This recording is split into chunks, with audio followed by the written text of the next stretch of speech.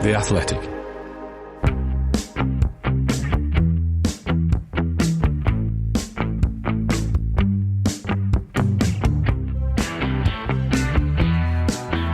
Hi folks, welcome to another episode of the Athletic FPL podcast. I'm Mark McGettigan. You can find me on Twitter at FPL General. Gameweek 2 was another exciting weekend of FPL action with plenty of big scores flying around again, the average being 56 this week. Gameweek 3 is the last game week before the dreaded 2-week international break. There's Carabao Cup action on Tuesday and Wednesday this week with 13 Premier League sides in action. Tottenham also play Thursday night in the Europa Conference League. On today's podcast, I'll be running through the Game Week 2 headlines and shoutouts, reviewing my game week, updating the watch list, answering Twitter questions, and discussing captaincy and transfers for the weekend.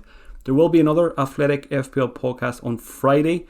Remember, it's 2 a week this season, so make sure you hit the subscribe button wherever you're listening. If you'd like to become an Athletic subscriber, visit theathletic.com/FPL pod to get 33% off an annual subscription. In doing so, you'll get ad-free versions of this podcast.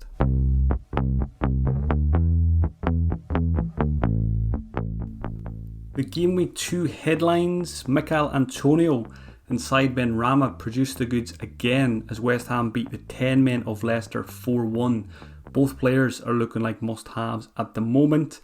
Romelu Lukaku is turning FPL heads after an impressive debut against Arsenal, getting himself on the score sheet and picking up 2 bonus points. The Belgian registered 8 shots in the match, 7 of which were from inside the box. He could be an FPL beast this season. Kostas Tsimikas made himself a hero, scoring 11 points in the 2-0 win over Burnley, grabbing himself an assist and 2 bonus. He's got the second price rise now as well, which we were hoping for.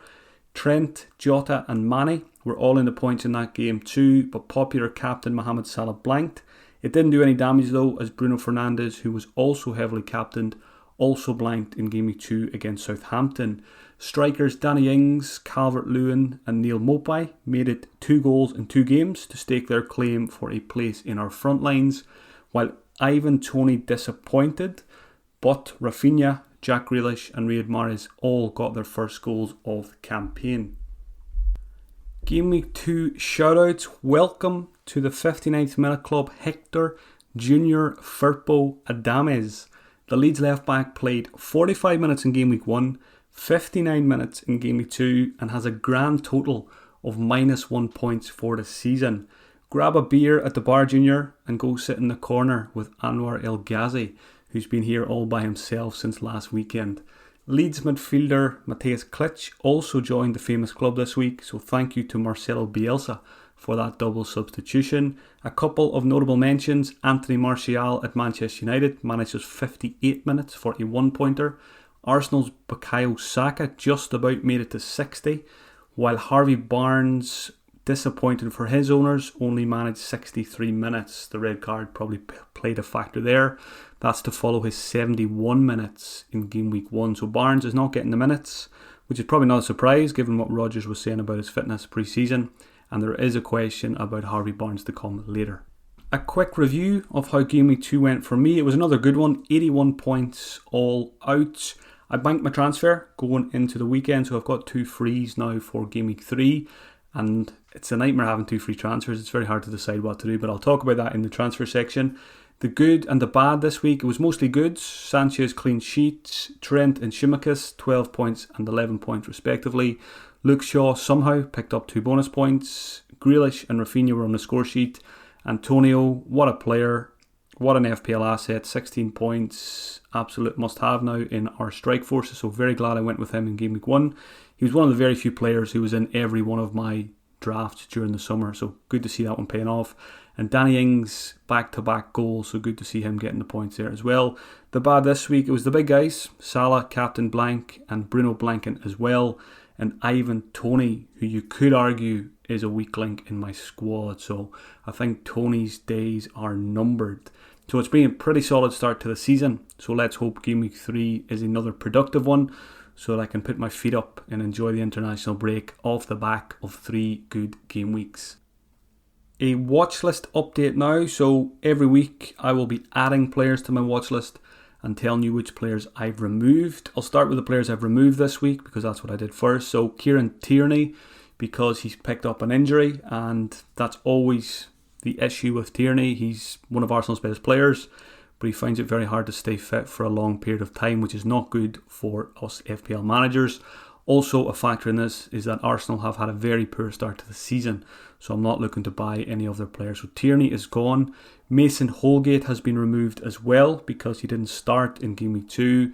The same reason for Hoover at Wolves. So Semedo came in at right back. So Hoover, we thought we might have a 4 million option there, but we're probably not going to have one.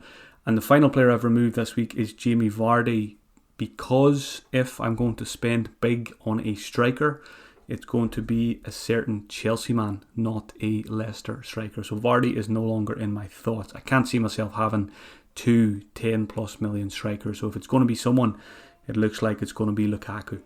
The players added to the watch list this week are 2 defenders and 5 midfielders. First one up, did not think this guy would be on my watch list at any point this season. Shane Duffy at Brighton. He's had a very good start to the season. He's had more shots in the box, 7, than any other defender so far. So I think at 4.1 million, he is a pretty good option now. I think he will stay in the team for a couple of weeks at least.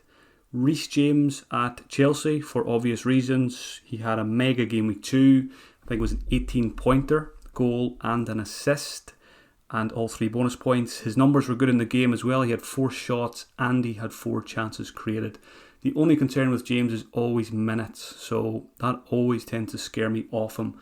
But I'm certainly going to give him some thought once Chelsea's fixtures really improve from Game Week 7 onwards. Another Chelsea player added, Mason Mount. He probably wasn't on my watch list enough last season, and I probably should have added him to it last week. So I'm not going to make the mistake of overlooking him this season. He is a pretty boring FPL asset, but he regularly produces good underlying numbers and passes the eye test as well. Mount created 4 chances against Arsenal, so very healthy numbers there. Other midfielders added, Damari Gray at Everton, could be a bargain at 5.5 million this season. Townsend was benched in that game, so to me Gray is the better option to go for there at the moment. Got himself a great goal. Diogo Jota is also added. I've got triple Liverpool, but I may sell Tsimikas at some point in the near future, and if I do so, that will open the door for Jota to come back into my plans. Dele Alli won the penalty and scored it. We all expected Son to step up and take that one, so we could see Ali taking a few penalties this season. I think that heightens his appeal at 6.5 million. Traore at Wolves.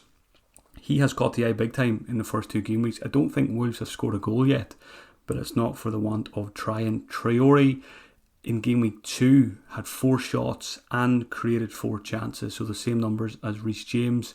Over the season so far, so over the first 2 game weeks, Traore at Wolves is top for shots among midfielders, with Mohamed Salah with 10. So if Traore could just work on his finishing, we could easily be on 2 or 3 goals already this season. So he is in my thoughts. I can't see myself buying him in the next game week or 2, but I will be keeping a close eye on him to see if he can start converting those chances. All of the stats mentioned there are from Fantasy Football Hub.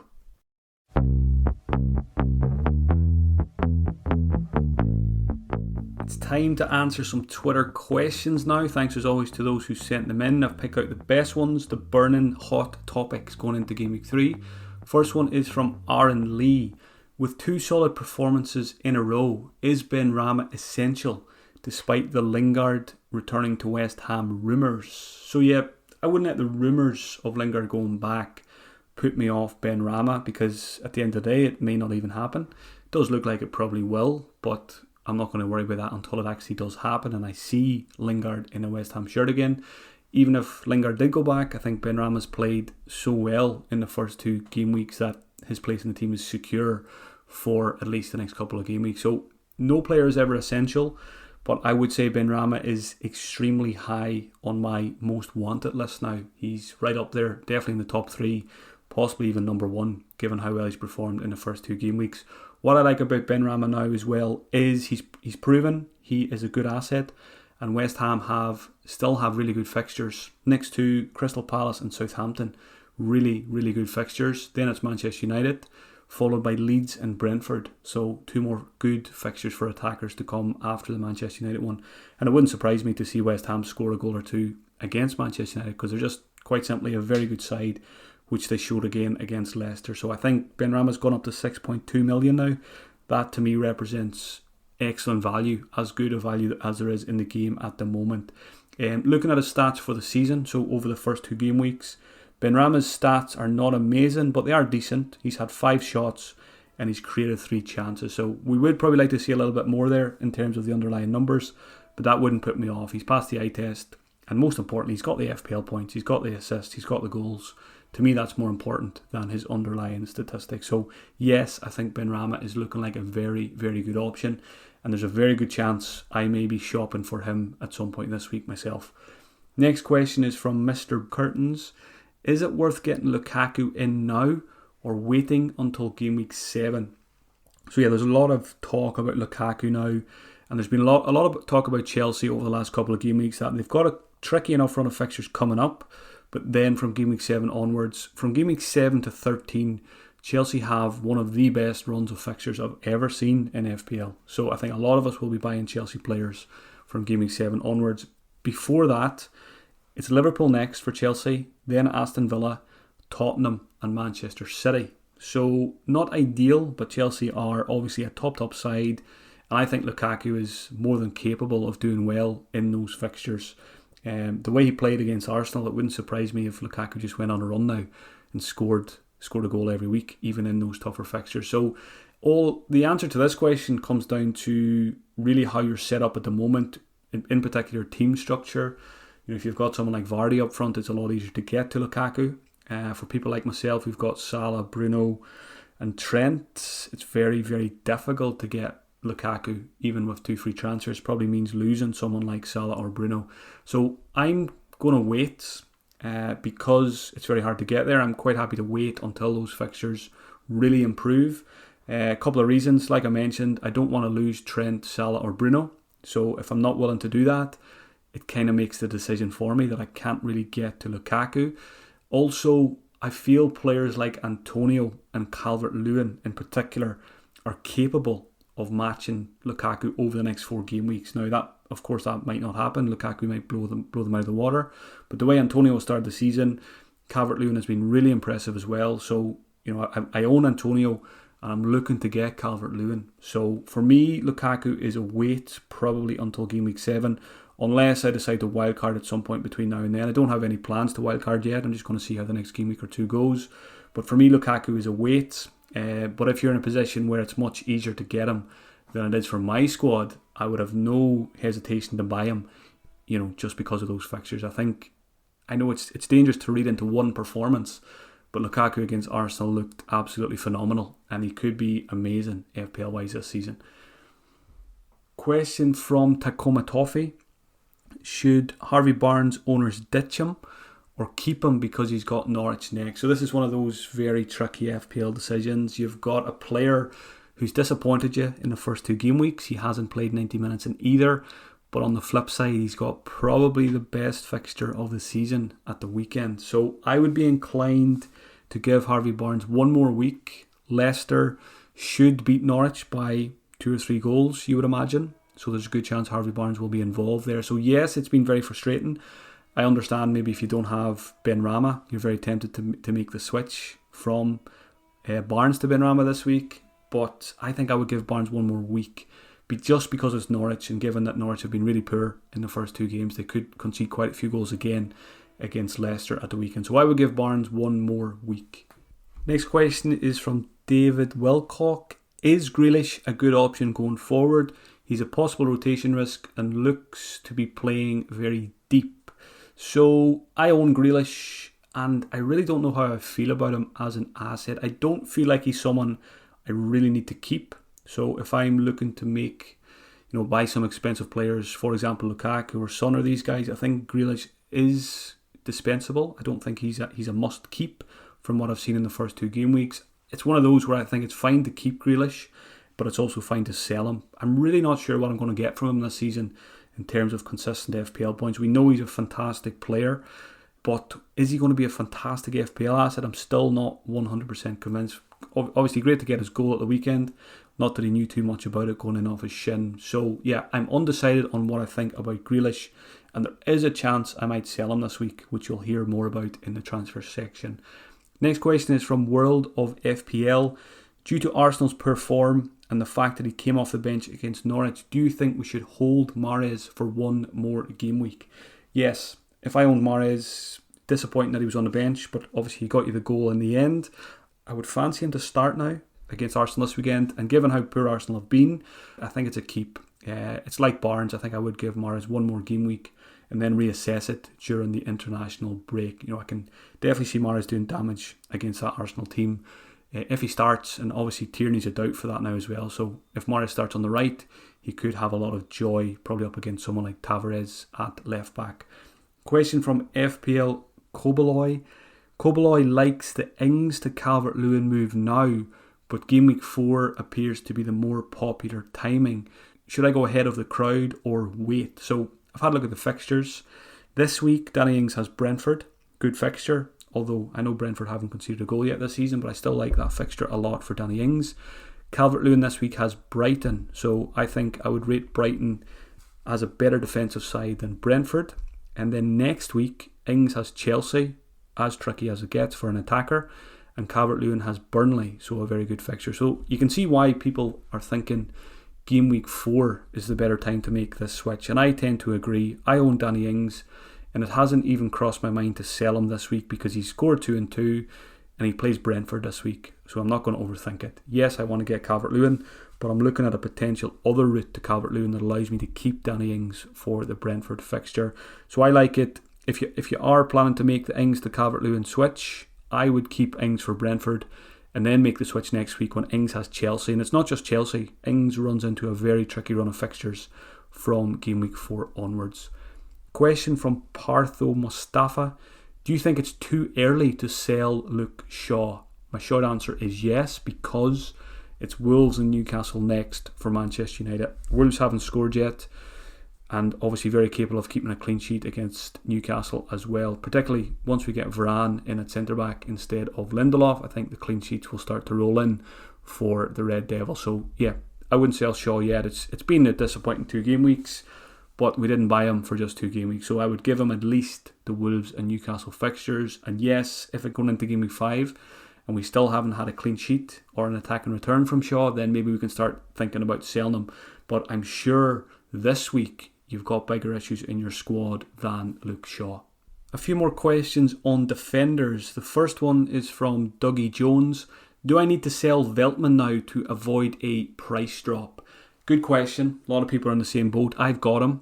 I think I'm going to keep him. I don't mind if he drops to 4.4 million.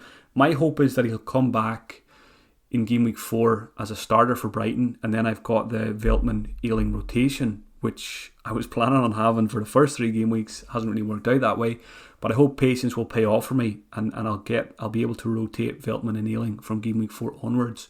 I had a look on FPLstatistics.com, which is a very good website to check which players are likely to rise or fall in price, and at the time of recording, Veltman is on minus 94.5, which means he's very, very close to a price drop. It could even happen Tuesday night, and failing that, probably Wednesday night. So I never mind a player dropping 0.1 million. I probably value more information over that. I don't mind if Veltman drops to 4.4 because I kind of picked him as a long-term pick anyway for the first 10 or 11 game weeks alongside Ayling. So I'm still hoping that he'll come back in to the Brighton starting 11 from Game Week 4 onwards. And I just want to focus my transfers in midfield and attack because it's more exciting. But also because this week I'm not too bad defensively. I know a lot of managers are worse off than me. For example, if you've got Tsimikas, Veltman and Ben White, you're probably going to be forced into making a defensive transfer this week. Whereas I've got Trent and Shaw, which is fine. I've also got Ayling who plays Burnley, so it's a good fixture. So I've got 3 good defenders this week, which is why I'm probably not going to sell Tsimikas or Veltman. But I know, like I said, if you're in another scenario and you're looking at possibly only having 2 starting defenders this week, I wouldn't ignore that, and I would make a transfer in defence in that scenario. Question from FPL Associate. which Tottenham 4.5 million defender is the best buy? So I'm not going to answer this question properly because I think if you're going for a Tottenham defender, I think spend the extra 0.5 million and get Reguilon, the left back. I think he's looked really good in the first 2 game weeks. Spurs do have 2 clean sheets, but they're probably fortunate to keep those. Both games they conceded plenty of chances, and Lloris made plenty of saves. So I think I would probably stay away from the 4.5 Tottenham defenders because it's still not clear who is going to be long-term first choice there. Dyer and Sanchez have been playing, but the guy Romero could come in for one of those. I think Reguilon's just the safest route in to the Tottenham defence, and at 5 million, I think he could even be underpriced. He's very good going forward. He was the one who played the ball into Dele Alli when he won his penalty, so he's very close to getting an assist there for that one. So yeah, Reguilon, I would just skip the 4.5 Spurs defenders and I would pay the extra for Reguilon. Final question for this week is from FPL 5 Cent. Who's the best 4 million or 4.1 million defender to replace Tsimikas? And FPL 5 Cent gives a few options here. Williams, who's gone on loan from Manchester United to Norwich, Amartey at Leicester, Duffy at Brighton, or Livramento at Southampton. So straight away, I'm going to rule out Amartey because he won't be first choice long term because Vestergaard will come back in whenever he is up to full speed. Another reason I don't like Amartey is because Leicester have been pretty terrible defensively in the first 2 game weeks. Soyuncu hasn't been his usual self, maybe without Evans beside him. So Amartey, I wouldn't go there. I probably wouldn't go for Williams at Norwich either because according to the Norwich fans, he's not guaranteed to be first choice every week, so there could be a better rotation to begin with before he gets a chance to win the first choice spot at left back or right back. I don't think he'll be right back because Aarons is there, so he's probably fighting for left back. So I would avoid Amartey and I would avoid Williams. So that leaves the 2, Shane Duffy and Livramento. I think these 2 guys are the best prospects at 4 million or 4.1. Long term, if you're buying a player that you hope you're going to have all season, probably Livramento. But it's still very early to go there because there's still, Kyle Walker-Peters is a pretty good option at right back as well. Livramento, I think, is only about 18 years old. So maybe he'll be protected a little bit and won't start every game. But I think he's absolutely fine if you're bringing him in just to be on your bench as your second or third sub. But if I was looking for a Tsimikas replacement this week in particular, I think I'd be going Shane Duffy. Like I said, I think he's going to play for a couple of more game weeks at least. I think when Veltman comes back, he's more likely to go to wing back while Lamptey is out, and Duffy will remain alongside Webster and Dunk. And quite simply, he's been playing really well. Potter's been praising him, so it's very hard to see him dropping out of the team, this week or next week. So yeah, Duffy, and he gives you the goal threat. I played Fantasy Scotland last season, and Duffy started the season pretty well. I captained him a few game weeks. He got me a couple of goals, and like I said, he's got more goal attempts in the box than any other defender so far this season. So I like Duffy more than Livramento because you can probably use him in your starting 11, whereas if you're buying Livramento, you probably don't want to play him. He's more of a bench option. But yeah, those are the 2 I would go for. Duffy if you need him to play, or if it's just like a third sub that you're hoping that you're never going to use, then maybe you could go Livramento. Attention listeners from across the galaxy, our friends at Manscaped have you cleared for takeoff this August with the Lawn Mower 4.0. Join the 2 million men worldwide who trust Manscaped and get 20% off their brand new performance package and free shipping by going to manscaped.com and entering the code EPL20. Inside the package you'll find their Lawn Mower 4.0 trimmer, Weed Whacker ear and nose hair trimmer, Crop Preserver ball deodorant, Crop Reviver toner, performance boxer briefs, and a travel bag to keep it all together. The Lawn Mower 4.0 now comes with an LED spotlight you can turn on and off when needed for a more precise shave throughout your travels this summer. And the Weed Whacker ear, nose and hair trimmer now provides skin-safe technology to help present nicks, snags and tugs in those delicate holes. So sign up to Manscaped this summer and get 20% off and free shipping with the code EPL20 at manscaped.com. That's 20% off plus free shipping with the code EPL20 at manscaped.com. This podcast is sponsored by BetterHelp Online Therapy. It doesn't matter who you are or what you have, your life is often stressful. You may not be feeling depressed or like you're at a total loss, but if your stress is high, your temper is shorter than usual, or even if you're starting to feel strain in your relationships, you could probably use the chance to talk. Unload the stress and get it out. Discuss your situation with someone who isn't going to judge you or take sides. When there are things you can't tell anyone and you need to get it off your chest, that's when therapy can be so useful. BetterHelp is customized online therapy that offers video, phone, and even live chat sessions with your therapist. It's much more affordable than in-person therapy, and you can start communicating with your therapist in under 48 hours. So unload the stress and get some unbiased feedback. Go to betterhelp.com/59 to sign up for a session, and listeners of the Athletic FPL podcast will get 10% off their first month at BetterHelp. That's betterhelp.com/59 to sign up.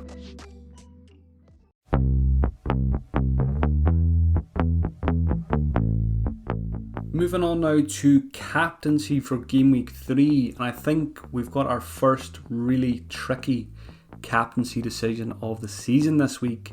I had a look at my matrix, which I made in before the season started, and I had three options. I had Bruno against Wolves, Son against Watford, and I had Leicester noted down against Norwich as possibly the best fixture of the weekend. But given we've had 2 game weeks of information now, I think one player in particular this week should be added to the matrix, which is Mikel Antonio, given how good he's been, and he's got a very good fixture against Crystal Palace. So I think Antonio is right up there now as one of the best captaincy candidates for Game Week 3. I'm undecided. I said it on Bruno Fernandes before Game Week 2 started. I still think Bruno is a very good option against Wolves, and I may well stay there. Antonio, I will be giving serious thought during the week though. So Antonio's got a chance to wrestle it from Bruno. I won't be going Salah this week because he plays against Chelsea, arguably the best defence in the league. There's plenty of other options too though. If you own Son against Watford, I think he's a good option.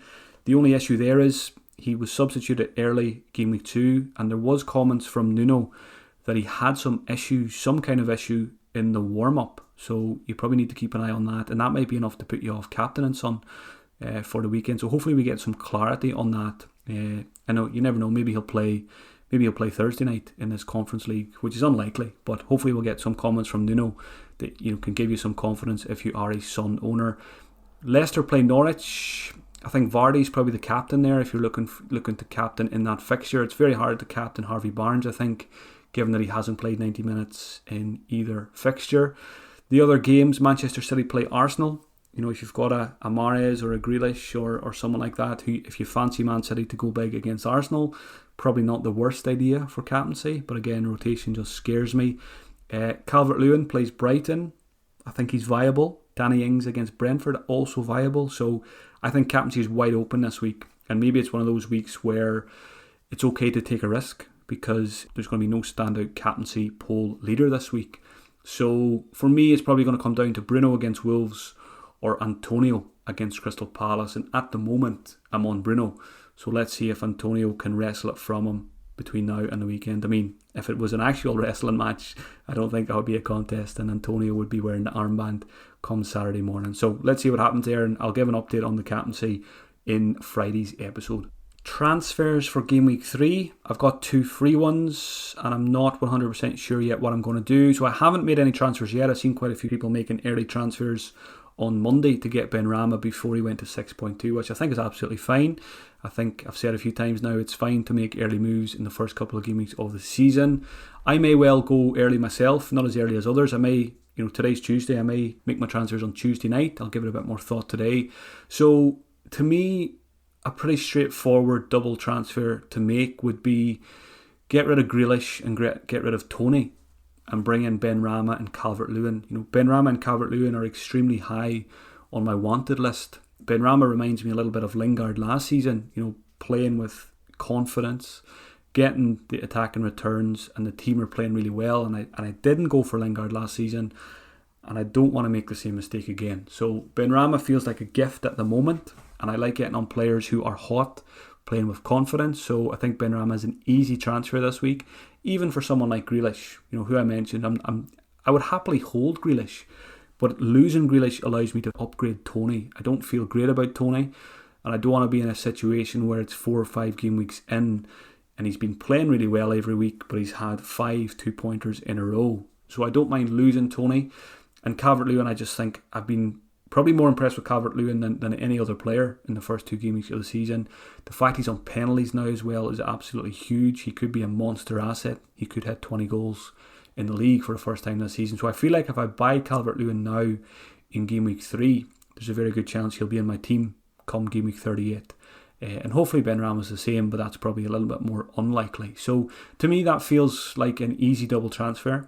The other options, if I didn't do that, I've got Tsimikas and Veltman who are issues, but like I mentioned, I've got Ayling who has a good fixture, and then hopefully Veltman will be back in game week 4 to give me every week Trent, Shaw +1 of Ayling or Veltman depending on fixture. The other option is to just make one transfer and roll the other one. I've said on last week's episode, there's some uncertainty over these players going on international duty in terms of quarantine when they come back. So I think if you're in a position where you can have 2 free transfers for game week 4, it's probably a good position to be in. But I don't think I'm going to do it, and I am leaning towards getting Calvert-Lewin and Ben Rama. And if I decide to do that, I think it will be tonight, because Tony will probably drop this week. Ben Rama could go up again. Calvert-Lewin will probably go up in price as well. So there's probably 0.3 of a difference that could be saved, by doing it on Tuesday night as opposed to Friday night or Saturday morning. So that's where I'm leaning. There's big decisions to be made this week, I've noted down here, but having recorded the podcast now, I've probably made up my mind on those transfers. But what I need to think about today before I make those transfers is, am I ignoring any other assets? I was quite high on Son last week. I'm probably not as much now, given there's possible injury niggle there. But I need to go through my watch list and make sure I'm not ignoring players that I really want to get as well, and I don't want to snooker myself come game week 4, game week 5. I'll need to give Lukaku a bit more thought as well. So very important, if you're making early transfers, go through the players you're interested in. If you've got a watch list, and make sure you're not going to create problems for yourself in future game weeks by making those early transfers this week. So that's where I'm leaning. Ben Rama and Calvert-Lewin in for Grealish and Ivan Toney. Thank you for taking the time to listen to this episode. Please leave a review wherever you're listening, and make sure to hit the subscribe button so you don't miss Friday's episode. If you'd like to support me as a full-time fantasy manager, check out patreon.com/FPL General, where you'll get extra content and podcasts throughout the season and get access to my Slack channel. Have a great week, folks, and I'll talk to you again on Friday. The Athletic.